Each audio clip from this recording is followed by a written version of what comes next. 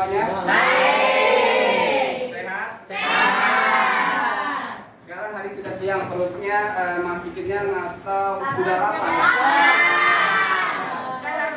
Yang penting sehat, kalau lapar makan supaya kita bisa memulai pembelajaran dengan baik.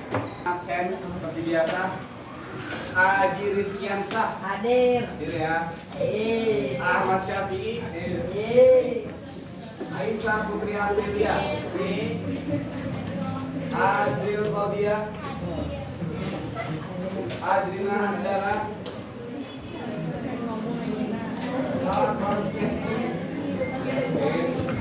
Atika Nurmawida. Azarina Maharani. Baik, ada Infam. Hadir, Pak. Dara Fadila. Ya, Dara Agustin. Fadil Julia. Hadir, Pak. Fatia. Hasan Ali. Irfansyah Satria.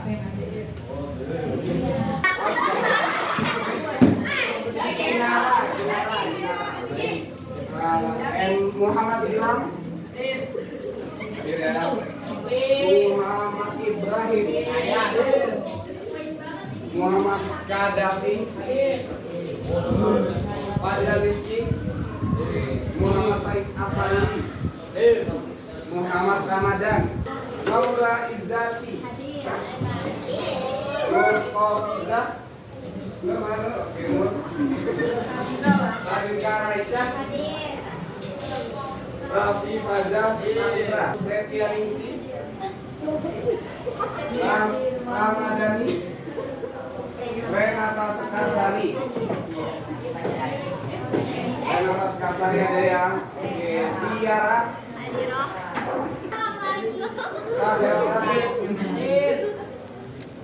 Zairu. Oke, baik.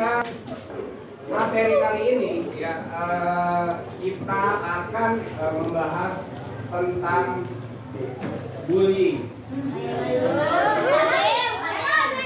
Sepertinya sepertinya kalau Bapak lihat dari yang saya rasakan dari aura kelas ini, sepertinya tuh bullying itu nggak terjadi di sini. Sepertinya karena apa? Karena dari tadi Bapak melihat kalian itu sangat ceria, sangat akrab satu sama lain. Oke, terus lalu Bapak lihat semuanya tuh nggak ada yang murung, nggak ada yang murung, nggak ada yang lihat. Adalah salah satu daripada indikator anak yang mendapatkan perlakuan bullying. Oke ya, baik. Bapak mohon gunakan perangkat yang kalian belajar tentang pengertian daripada bullying. Pengertian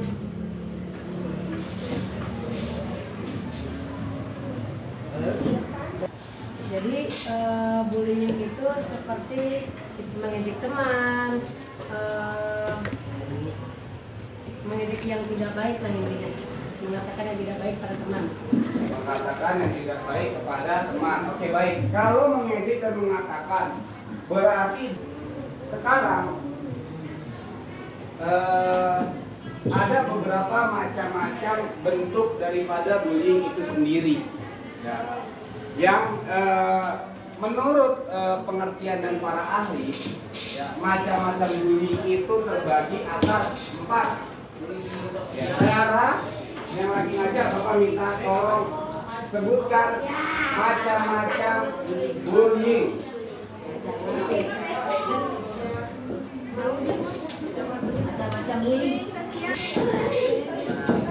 Bullying apa? Bullying sosial. Verbal, fisik, verbal lah.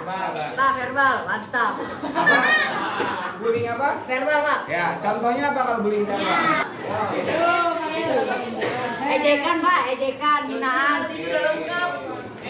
Mantap Pak. Oke. Lalu yang berikutnya, bullying apa lagi? Fisik. Contohnya memukul, menendang, menjambak, menyakiti. Iya.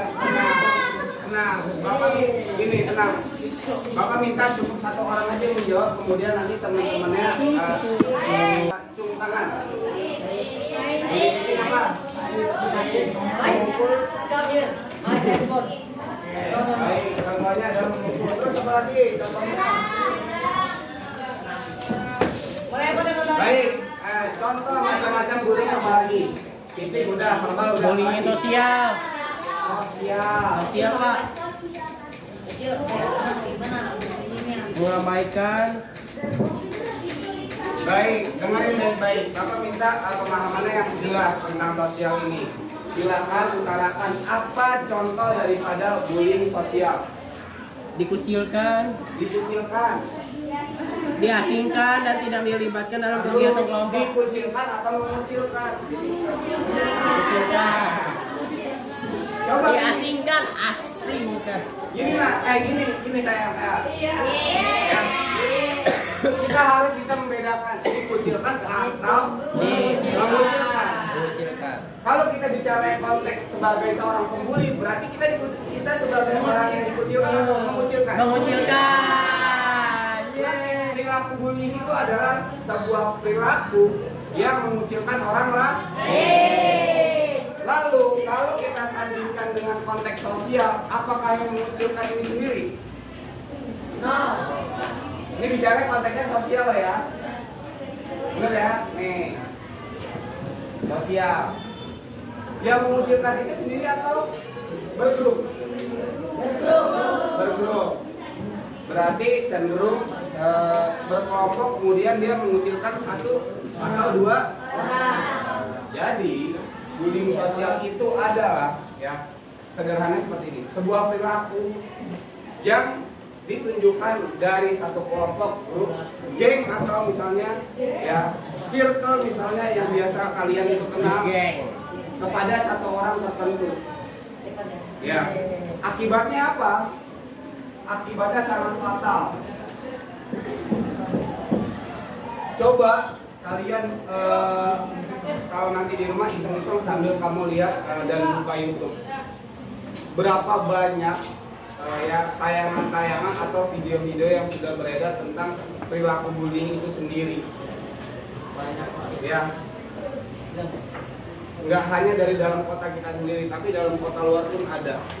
Ada dalam satu kelompok membuli satu anak sampai akhirnya bahkan bisa sampai meninggal. Ada yang sampai traumatis. Ada yang sampai cacat seumur hidup. Ya. Nah, bayangkan sebegitu kerasnya atau sebegitu menyakitkannya efek daripada bullying itu sendiri. Ya, itu adalah bullying yang disebabkan karena satu geng, kelompok atau circle yang kalian kenal saat ini kepada satu orang. Itu yang disebut dengan bullying sosial. Oke, satu lagi. Macam-macam bullying apa? Apa? Nah, bullying tidak langsung ini seperti apa sih contohnya? Mengabaikan, tidak mengikuti. Melalui media Siap. Gosip.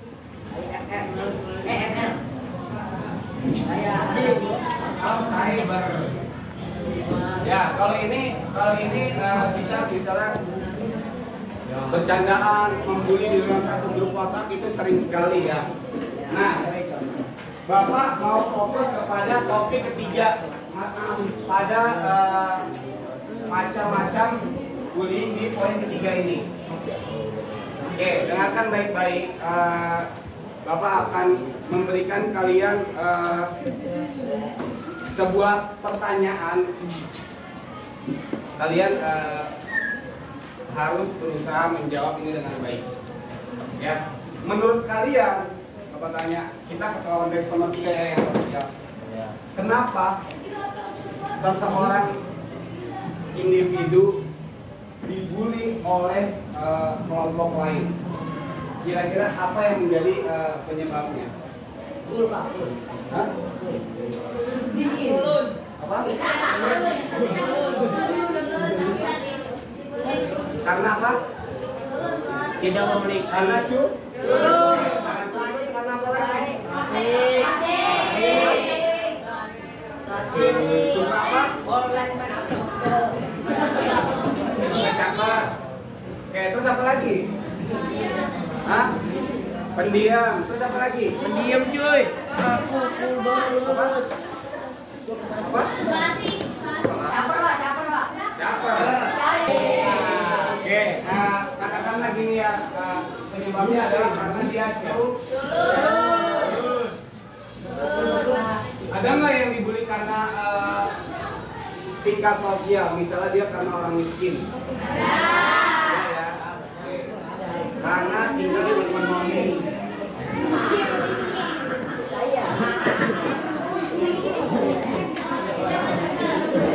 Ada nggak yang karena fisik? Oke.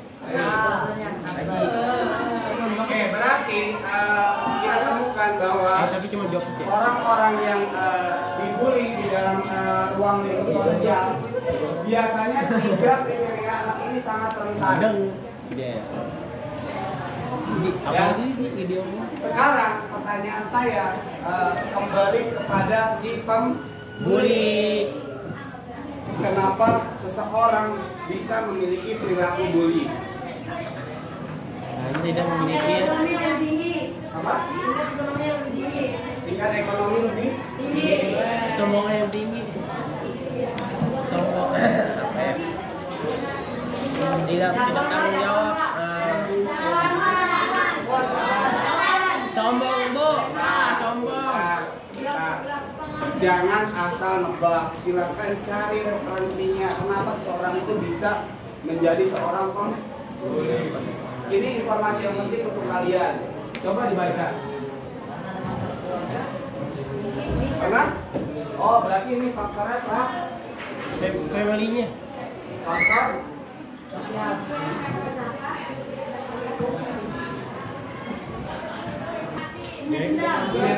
rendah. Oke. Dia Dibully. Ya, saya akan jelaskan bahwa bullying itu sangat dahsyat banget dan efeknya itu bisa kayak penyakit turun-temurun. Misalnya seperti ini. Ya. Seorang anak dibully pada saat zaman SD. ketika dia tumbuh menjadi anak SMP, terus pikirannya sudah mulai berkembang, tenaganya sudah mulai berkembang, otaknya mulai berkembang dan lain sebagainya. Kemudian pada saat SMP dia melihat ada temennya yang berpotensi untuk dia bully. Akhirnya dia bisa melakukan itu kepada temennya. Nah, mengapa demikian? Kalian tahu nggak? Mengapa demikian? Karena manusia itu cenderung bertindak berdasarkan pengalaman. Apakah kamu tetap nyari HP? Tetap lagi Tetaplah kan pengalaman. Bentar gini, sebentar. Kebiasaan. Ya, sebentar. Kalau gempanya cuma gempa kecil, katakan lagi. Apakah kamu tetap cari HP? Tetap ya? Oke, berarti sepakat bahwasanya perilaku manusia dipengaruhi oleh Pengalaman. Kemudian ya akhirnya dia melakukan perilaku yang sama kepada orang lain. Nah, kenapa begitu? Karena otak kayak dia, otak manusia tersebut sudah tersusun bahwasanya mungkin pembulian itu sudah menjadi hal yang biasa bagi di. Terus kemudian sampai dewasa, sampai mungkin dia berumah tangga dan menikah, bisa jadi perilakunya tidak berubah, masih tetap sama seperti dulu. oleh karena itu ya perilaku ini sangat tidak direkomendasikan atau kalau bisa di apa ya asingkan, dijauhi ya. Karena dampak dan efeknya itu benar-benar sangat berbahaya untuk orang atau untuk teman kalian ya. Saya rasa cukup pertemuan pada kali ini. Sebentar sebelum Bapak tutup ya, Bapak minta kepada kalian, adakah yang ingin bertanya? Oke. Ada nggak hal baru yang kalian temukan? Paling sederhananya adalah sadar bahwa manusia bertindak berdasarkan pengalaman. Maka dari itu isi hari-hari kalian dengan pengalaman-pengalaman yang baik supaya otak kalian itu bisa memerintahkan kepada gerak-gerak tubuh kalian hal-hal yang baik. Oke baik, sebelum Bapak tutup, saya ucapkan terima kasih kepada Pak Rianto yang hari ini sudah mendampingi Bapak dalam pelaksanaan observasi ini.